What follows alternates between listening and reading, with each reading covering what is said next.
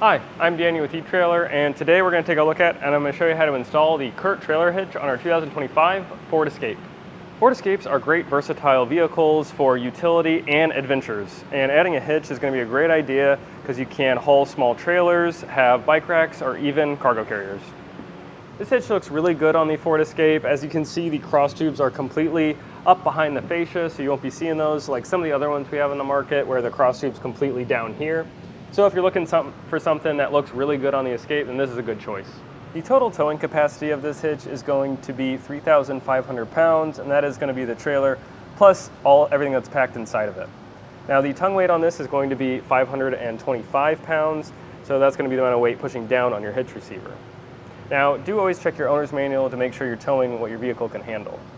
You will need a 5/8 inch pin and clip to secure your accessory in your hitch.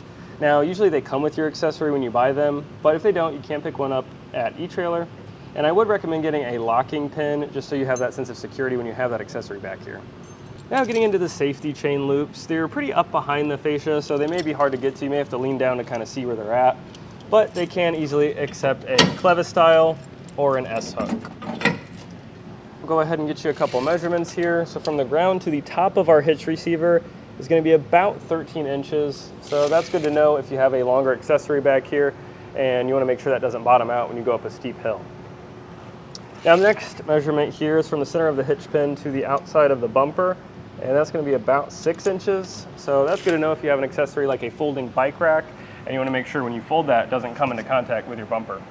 As far as install goes, this is really easy. You will have to do a little bit of grinding on one of the holes, but other than that, you can do this fairly quickly.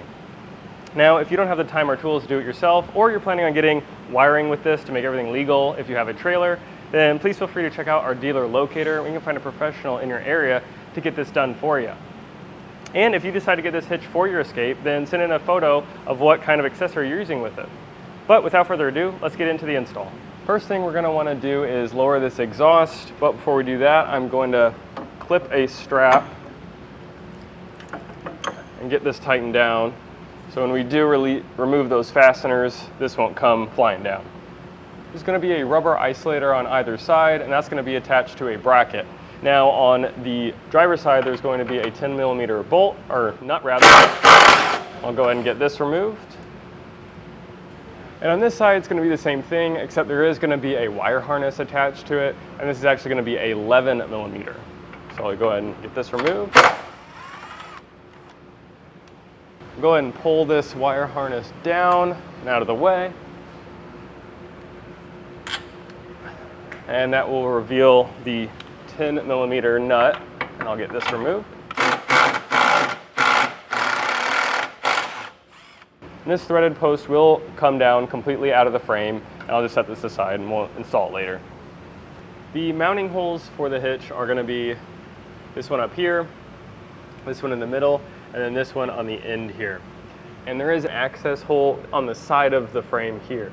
And I got a fish wire that comes in the kit. I'm going to start at the back here and put this through. And this is a little difficult sometimes to get this. You're just going to have to find it with your other hand.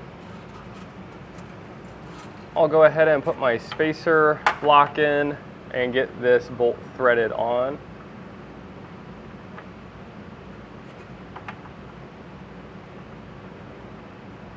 It's always a good idea to put a bend in your other end just so it doesn't come through the hole.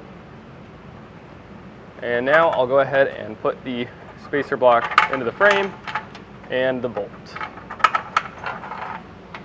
Now I'll go ahead and pull the fish wire and pull it through our hole. Now I'll do the same thing with this one and the one in the back. And once you've done that, you can go ahead and repeat this process on the other side. For this next part, it's good to have someone helping you lift this into place. I got Chris over there, and he's going to help me get this lifted up.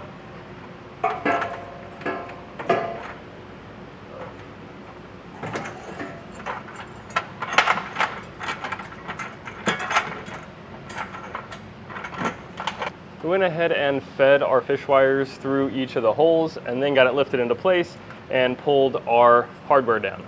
Now we can take the fish wire off and put the rest of our hardware on.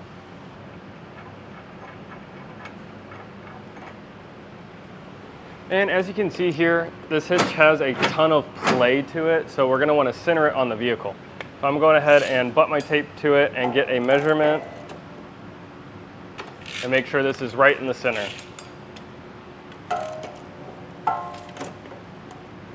I'll go ahead and tighten all of our hardware down with a 19mm socket.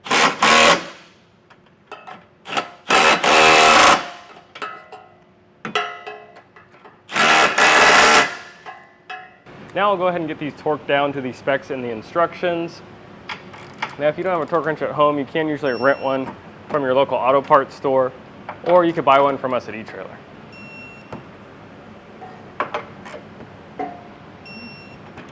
Now we can put our exhaust hangers back in place.